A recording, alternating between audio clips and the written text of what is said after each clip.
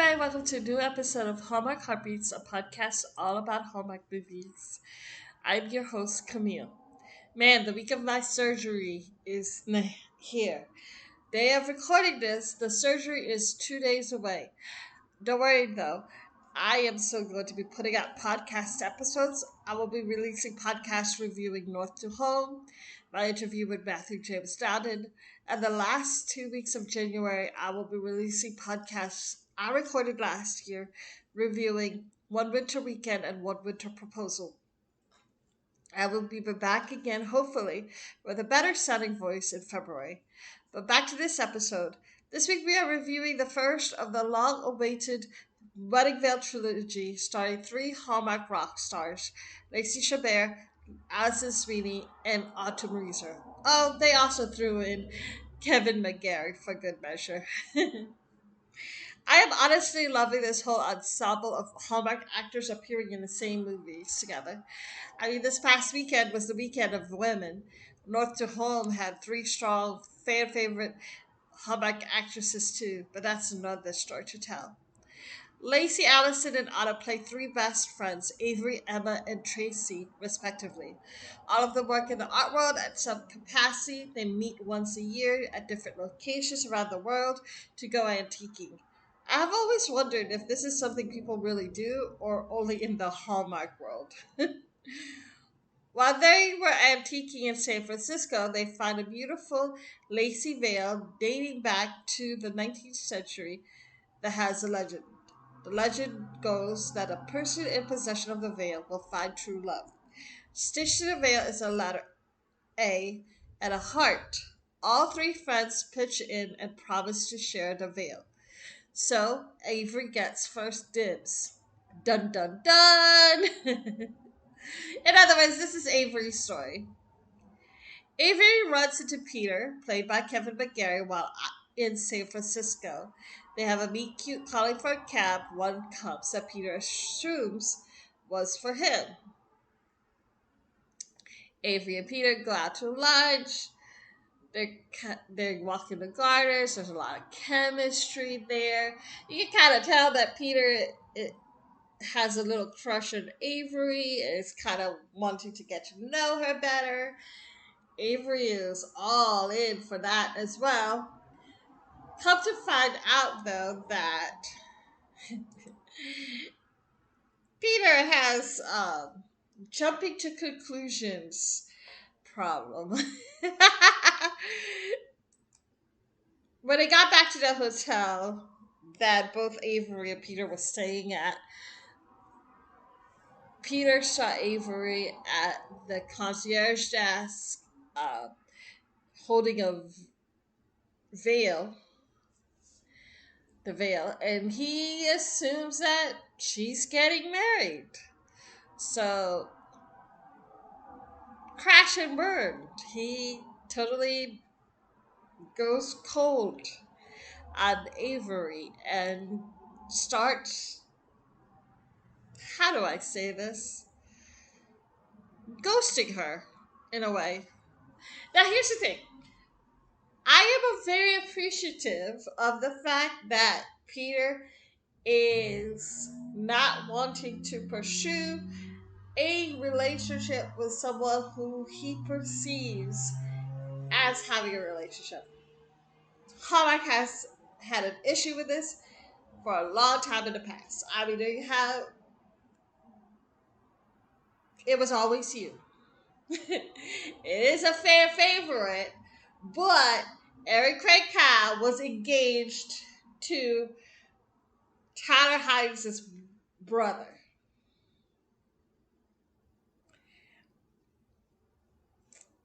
Those two should not, Elizabeth and David should not have been together. There should not, no.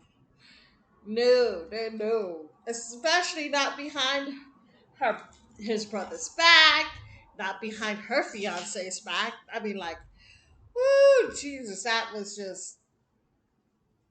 Anyway, that's just one,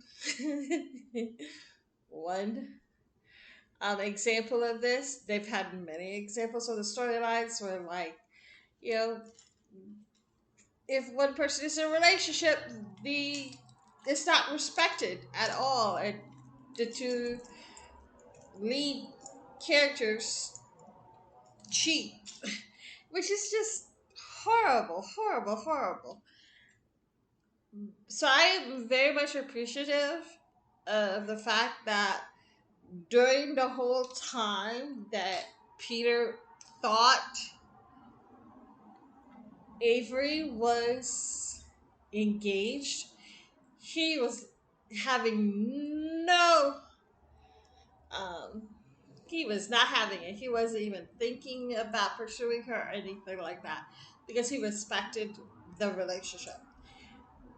So I'm glad that he's like that. I'm very happy.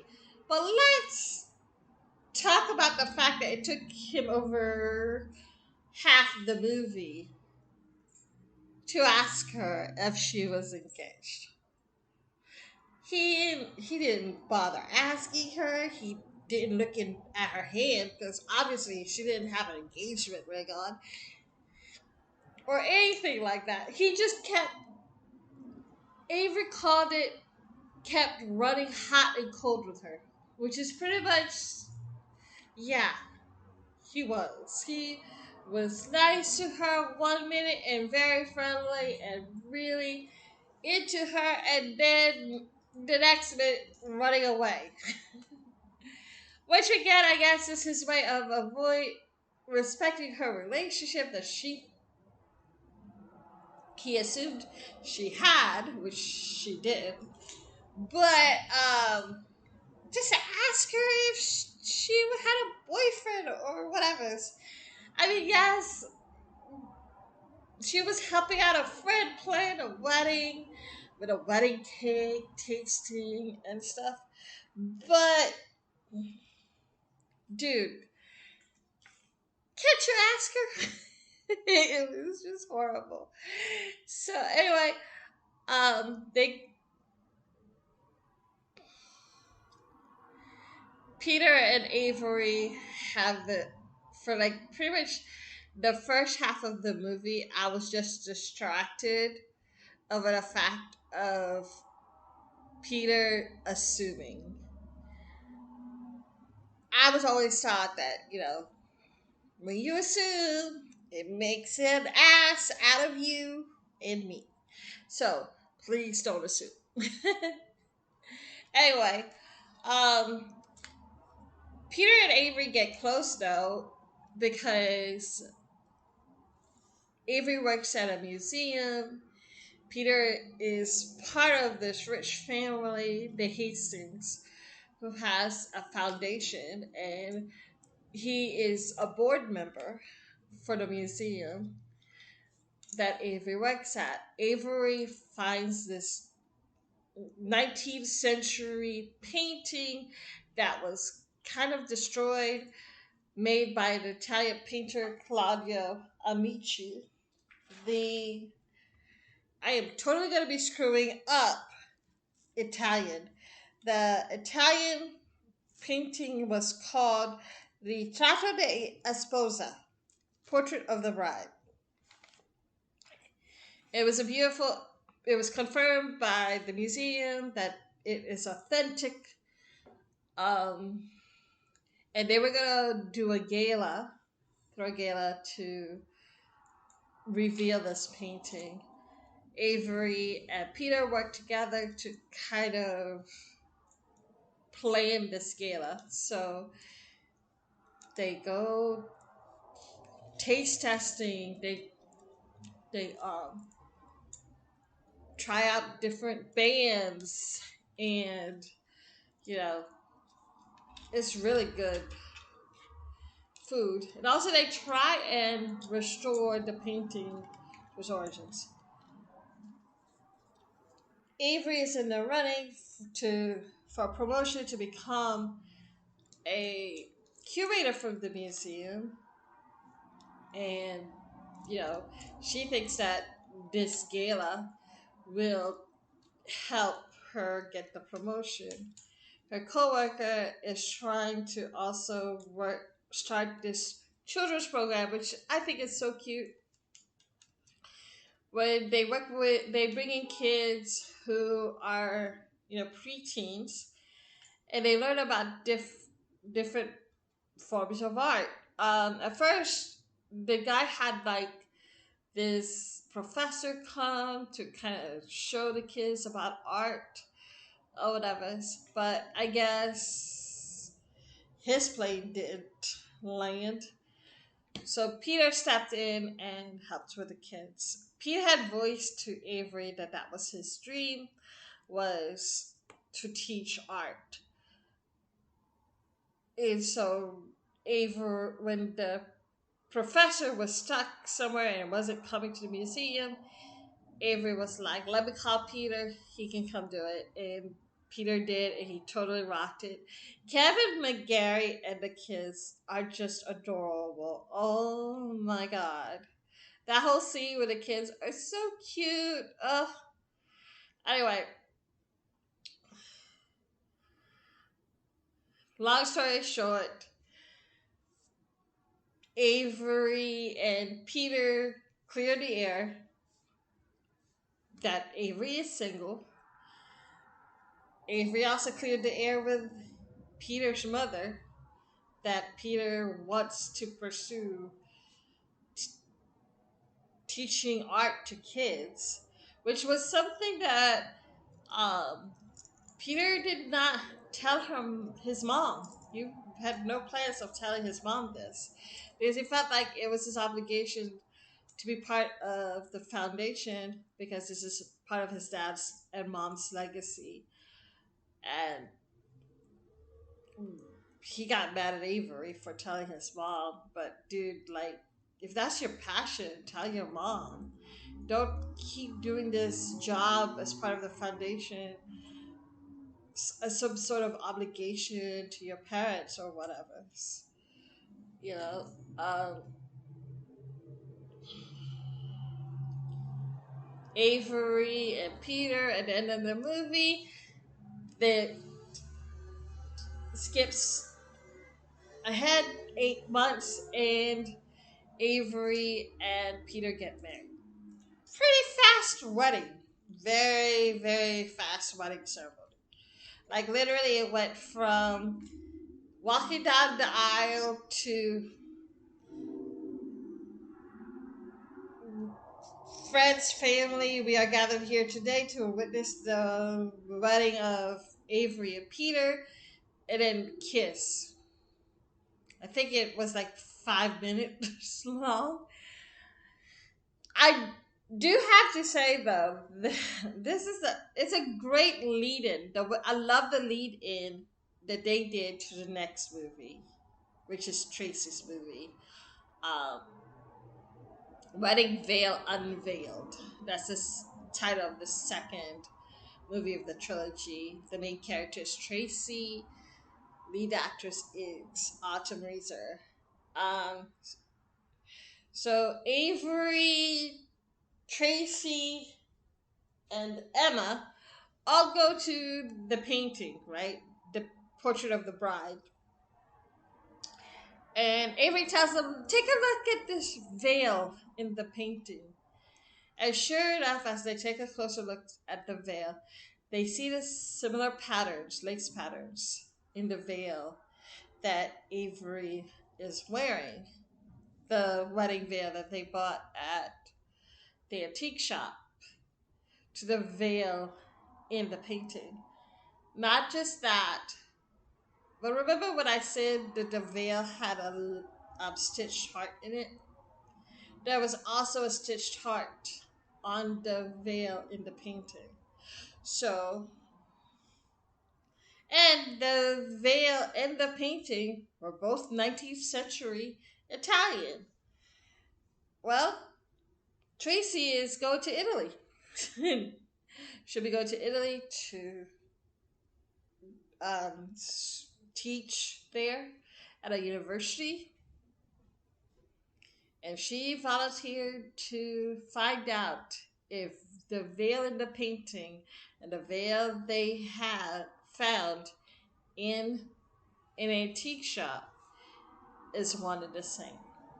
So that will be the storyline of Wedding Veil Part 2. But what do I have to say about Wedding Veil Part 1? I like it. It was okay. I mean, here's the thing. I think a lot of people love this movie mostly because they love Kevin and Lacey. I found it boring. I mean, here's the thing. The chemistry between Lacey and Kevin were great. But I do wish that Peter found out sooner that she was single so that we wouldn't like only have really 45 minutes of them falling in love because the first hour and 15 minutes of the movie I was just so mad that he was stupid at not asking and stuff and I didn't care and you know I just was like, oh really, why don't you ask her, stop walking away, you know. Um, so it was slow. It was slow. Sorry. I know that there are a lot of McGarrys and a lot of Lacey Chabert fans and a lot of, you know, fans of this movie, but it was slow. It took an hour and 15 minutes for Peter to find out that she wasn't getting married. Oh my god. Okay. So, highlight of the movie though was definitely the wardrobe. The wardrobe people are their Twitter handler names is the Wardrobe Girls. Their names are Geraldine Detion. Assistant designer is Rachel Zahara. I am hoping and praying to God I am not screwing up their names. But seriously, every single piece of clothing that Lacey Chabert and Kevin McGarry had on, but specifically Lacey Chabert, I would want in my closet. I mean, it was this like long dress that she had on in the museum that was like long sleeve, floral print, um, ankle length dress. So I was like, okay, where do I get that? And I want it. I love that dress. Um, Kevin looked good in every single piece of clothing that he wore. A lot of people were mentioning that he had this Bostonian accent or something that got on their nerves because he kept going in and out.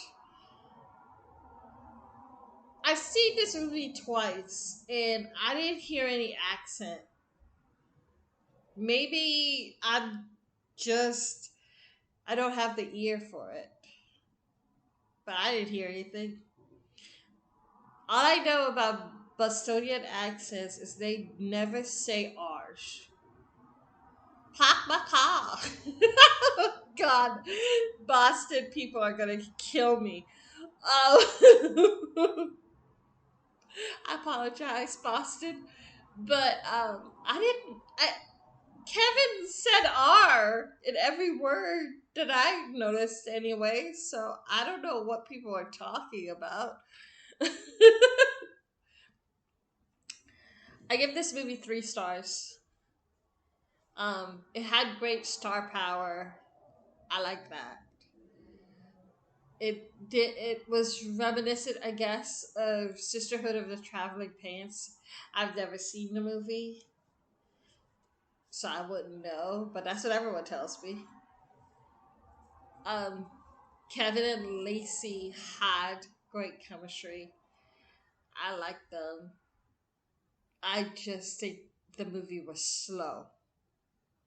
Really. really slow. I did like the lead in to the next movie, which will be coming out on February 12th. I am excited to see Autumn's movie. I love her. Not gonna lie, out of the three ladies in this movie, Autumn was always my favorite. I have yet to watch a movie of hers that I don't like. And I'm excited for her. I'm excited for that movie. And it's Italy. Who doesn't love Italy? It's like my dream place in the world. But anyway, yeah. Italy. Buongiorno. Um, so again, I said in the top of this podcast that I will be just releasing pre-recorded podcasts for the next month, mostly because I have surgery and I need time to heal. So I will not be recording anything new. I will not be able to review The Perfect Pairing, Don't Forget I Love You, and Butlers in Love, which is kind of sad. Sucks, right? But yeah, the movie is hopefully on the first week of February. I might be able to review those three movies because I know the first week of February they will be releasing the uh, re-airing this movie, the first Winter Veil movie. But I don't know. I just hope that I survive surgery and no complications. Anyway, thank you guys for listening. I will see you guys next week. Bye.